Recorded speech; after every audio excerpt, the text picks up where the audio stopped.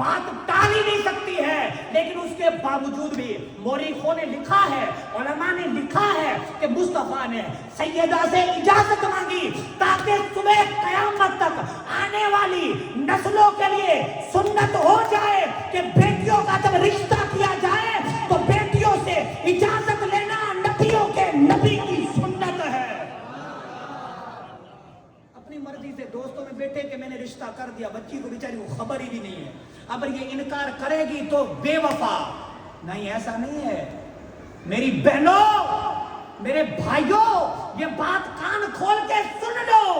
اگر بچی اپنی پسند سے شادی کے لیے آپ کو کہے تو اگر وہ بچہ نیک ہے، پرہیزگار ہے، تو آپ کو حق نہیں بنتا ہے کہ اس کے رشتے کو ٹالا جائے۔ کیوں کہ اگر آپ ٹالو گے تو کل یہی بچی بھاگ کر کے کسی غیر سے شادی کرے گی، اس لیے اس کی سلامتی اسی میں ہے، آپ کی عزت اسی میں ہے کہ جہاں بچی کہتی ہے، بچی راضی ہے، بچہ راضی ہے، بچہ شریعت کا پابند ہے، مسلک رضا کا پابند ہے، تو آپ نکاح کر دو، اللہ اس میں برکت بھی اتارے گا، رحمت بھی اتارے گا۔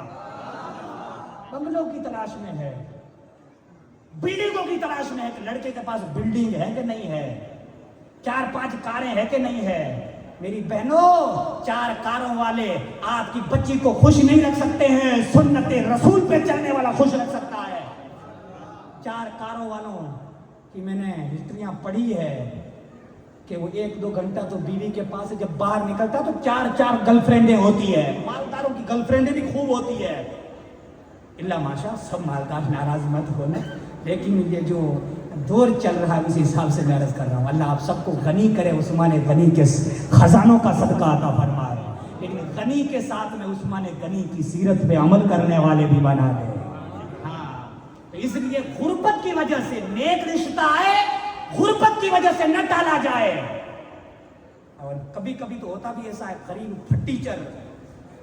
جو 200-300 روپے کمانے والا، بڑے بنگلے والے گھر، بھئی ہاں سسر جو ہے وہ مالدار ہو تاکہ وہاں شادی کروں، تاکہ اپنے کو کمانا ہی نہیں، بیٹھے بیٹھے ہی کھانا ہے۔ بڑی مذمت آئی ہے کہ اگر کوئی مال دے کر کے شادی کرے گا تو کنگال ہو جائے گا۔ شادی بچے کی کرو یا بچی کی کرو تو سنت مصطفیٰ دے کے کرو،